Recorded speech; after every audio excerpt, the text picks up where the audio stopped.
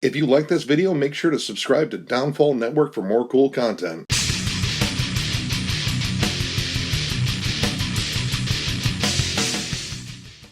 What's up, everyone? Thralls Metal here once again. I'm Necrotic. And I'm Jammin John. And we have an album review for you. So we have 3 releases we definitely want to cover for this weekend because the 24th of July seemed to have a lot. So we're going to start off with Defeated Sanity's new one, the Sanguinary Impetus. This came out on Willowtip Records, again on the 24th of July. This is a brutal technical death metal band. They formed in 1993 in Berlin, Germany. This is their 6th full-length. Wow. And their first in 4 years. Now, the only original member left in this band is Lily Gruber, the drummer, who also plays guitar on this release, too. A really interesting thing about this band is Lily found this band with his father, Wolfgang Test, who played guitar on, I believe, a number of their early releases, and unfortunately died in 2010. But he has continued this project, and it is really hard to describe the level of technical precision and brutality that is on this album, or almost any album, but I think this album in particular. Yeah, this one in particular showcases a lot more of the technicality, kind of. It's really tough to describe. If you want adventurous songwriting, and I mean like almost improvised jazz sessions, but also with suffocation and cryptopsy in the same room, yeah, that's pretty much what you get here. Then it's just bizarre in terms of song structure. Mm-hmm. First 2 tracks, Phytodigestion and Imposed Corporeal Inhabitation, are decidedly just nuts. In terms of the song structure, it's almost like a stream of consciousness, like whatever hit them at that moment. It's like, well, do we want a jazzy breakdown? Well, sure, but then do we want like a slam breakdown? Yeah, maybe a little bit. I want to do these like 40 arpeggios real quick. Yeah. And the bass work on here is insane. It's all insane. It strikes me as odd because the guitar tone is really muddy. The drums are kind of plunky, but that bass is super clean and well presented. Yeah. It was like, you know, like a jazz fusion bassist just kind of stepped in on a 90s death metal band and was like, well, you want to jam? And they were like, sure. Try this time signature. It's 5:30 seconds into a 7/8/6/4. Do you got me? Okay, cool. You didn't have time to get my calculator out. Right. Like, we don't use calculators, we use abacus. Only the abacus here. We're old school. And the sun. The abacus and the sun. And even when there are, like, 4/4 time breakdowns, which they do happen, they do get normal-ish, the cymbal accents will throw you off in a heartbeat. Like, as soon as you're following that groove, all of a sudden, crash. Crash. Crash or bell or hitting all the cymbals at once. There's even a blast beat that is a rim shot. Yeah, dude. Blast beat just really, on the rim. That really threw me off because I was like, what is that noise? And it took me a second to realize he was blasting on the rim. And we're not even to the song where he does that yet, because we're still talking about what all happened to us in the first 2 tracks. And this really doesn't like dial in like normal grooves until the 3rd track, Conceived Through Savagery, which screams straight up death metal. Yep. In fact, it has pretty much elements of just straightforward brutal death metal, like Devourment, but also throw in like some Morbid Angel tremolos. And me being like more of a straight up death metal fan, that really kind of latched on me. Like, this is actually one of the standout moments on here for me, just because there was just a little bit of normalcy. Now, this isn't that normal of a track, though. Within there are loads of technical elements, weird time signatures, transitions that come out of nowhere. But on this one, it made a little bit more sense. Overall, the album reminds me if Behold the Arctopus were a death metal band. Yeah, I mean, they're pretty close in some aspects. Yeah. The second 2 songs are notably different than the first 2 songs. Yeah. Whereas the first 2 songs lacked structure. I mean, there was a structure, but I don't know what it was. Like I said, I feel like I showed up late to a pop quiz that I was supposed to be there, and it was calculus, and I didn't have my calculator. An abacus. I had an abacus. And I was supposed to bring a scientific calculator. And, well, long story short, I failed. But then the next 2 tracks are a little bit more normal. They're a little bit more structured, like Entity Dissolving Entity. It starts with, like, a chug groove, which is notably different from anything else on the record. And then it has a little bit more structure to the riffs. This one actually had, like, a real notable slam riff. Like, you didn't have to search for it. It wasn't, like, buried in a lot of arpeggios and off-time drumming. Like, it was right there. It was like, this reminded me straight up of, like, Dying Fetus. Dying Fetus. Yeah. And there are several points on the record where it's not only a blast section, but it's like a crazy hyper blast. And that was kind of an issue here because in some spots I could really hear the hyper blast, and in other spots it just sounded like he was hitting it very lightly, or they just needed to bring up the snare just a little bit. They needed to bring it up. Overall, the tone of this album is straight mud. I mean, the bass, again, very distinguished. Yes. Guitar riffs, they're easier to make out when they're doing chuggy stuff, but when it comes down to, like, individual notation, of course it sounds brutal and it works for the atmosphere of the album, but you can't really make out what all they're doing sometimes, because some of the stuff just hits you like a blur of notes. Well, so it sounds kind of like they were all playing different songs. Yes. But together. But they were like, oh, are we in track 5? No, we're in track 4. You're in track 2. This sounds very meticulously crafted. It's just insane. And, well, with a band name like Defeated Sanity, I mean, it probably should be insane. Yeah, this is like a perfect showcasing of losing your mind. Yes. Like, you're just trying to hold on. You're trying to hold on to something, and you're defeated. You're insane. That's it. And honestly, this is one of the most difficult listens in terms of their back catalog, to be honest. Like, this is one of the most technical ones I think they've done. I was a big fan of Passageways into Deformity. That might be one of my favorite ones from Defeated Sanity. And that one sounds distinctly more normal compared to this one, honestly. Even the transitions are so oddly placed. And they come out of nowhere. And they're really knee-jerk. They just, abruptly the riff ends, and here's this weird transition into this weird time signature, and here's another weird transition into this next thing. The riffs have...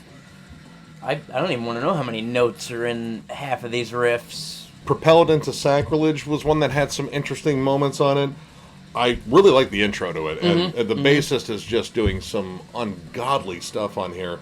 But this one actually has, again, some notable groovier sections. I actually got reminded of, like, Pyrexia, like, much earlier in their career, not so much their current stuff. But there's a moment on here where there is a palm-muted chug that sounds like it's going to be under a blast beat, and it just kind of derails it with doing, like, these weird fills and everything. I was like, dude, that could have been, like, a nice solid chug, and it went right into a breakdown after it. There were a couple of points in the album, and a couple, where they had a nice build where it could have really gone into something crazy, heavy, destroy everybody in the pit, and it just derails. It reminds me of getting a puzzle from, like, a flea market. And you go to open it up, and then you suddenly, as you get halfway through the puzzle, you realize not all the pieces are there. And then you find some pieces that obviously belong to a different puzzle. And you're like, screw it, I'm going to try to put it all together anyway. I think it's also in the wrong box, too. Yeah, right. Why is this in a Candyland box?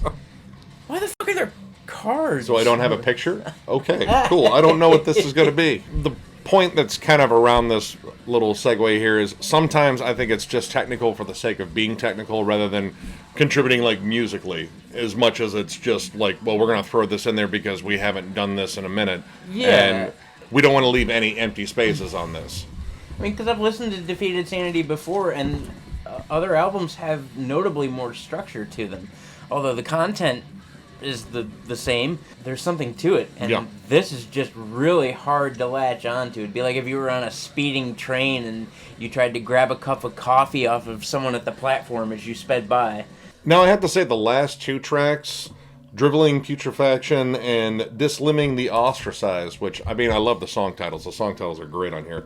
Those two are a little bit longer, and I think within the length of these songs, they actually, like, really constructed some more groovy parts and some hooks in here.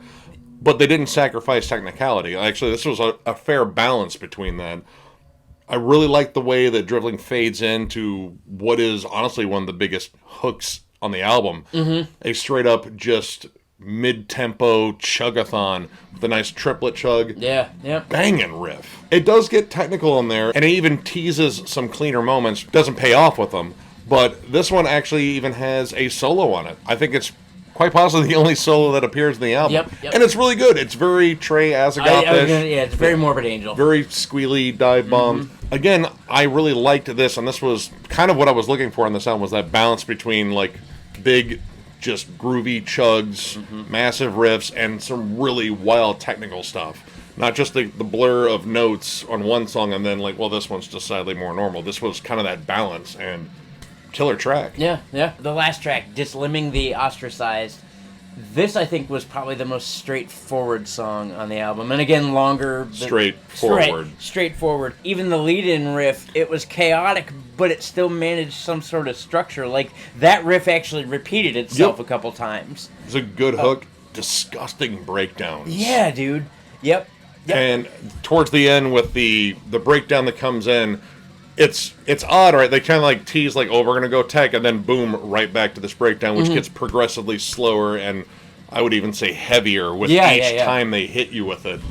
That's just hallmarks of solid brutal death metal, at least in my mind. Like this song, in my opinion, would be that moment in the pit where you're like, all right, I have to get out of here. I could actually be murdered right now, so I'm going to go. And vocally, I mean, it's very much in the realm of brutal death metal. It's a pretty solid delivery. I mean, I generally kind of I like a little bit of variance, but the fact that his cadences are odd, like the music is, I think I like that weird contrast in there. This is a strange album.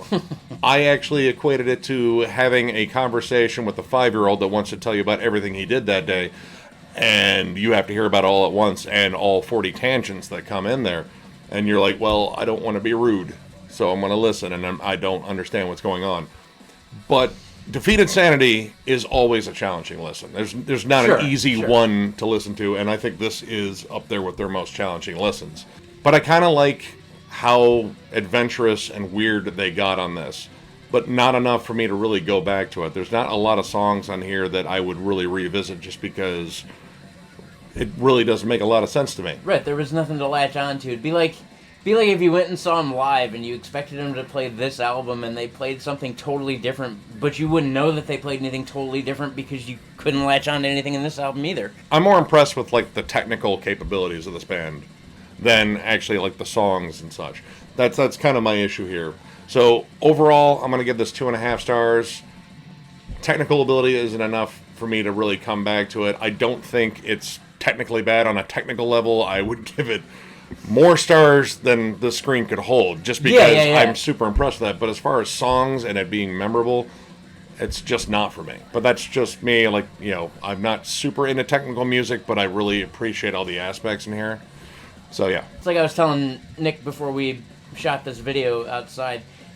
I guess I could separate it. As far as technical proficiency is concerned, I'll give it 10 out of 5 stars because that's about as technical as it gets. That fraction doesn't make any sense. I know. But overall, for as far as an album is concerned, I don't see myself honestly popping in this album again. First of all, it was super, super muddy, which really drew away from the technicality. Like, yeah, you're doing a bunch of crazy start-stops, and yeah, there's arpeggios, and yeah, but I can't really hear any of it.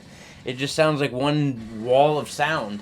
So I'm going to give it 2.5 as well. It didn't grab me as an album. It grabbed me as a technical group of people being technical on their instruments, and that's cool. But at the same time, if you can't structure a song, what's the point of playing technical things?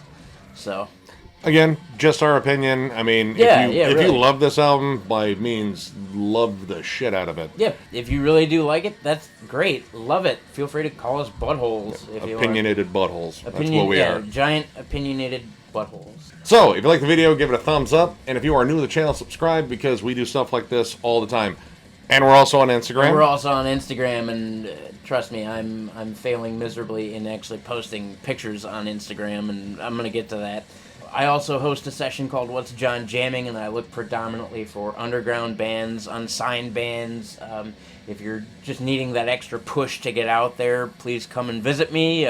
Shoot me your material, and I'll give you a review and at least get a couple thousand more eyes on your product. All right. Thank you guys very much for watching. We'll be back.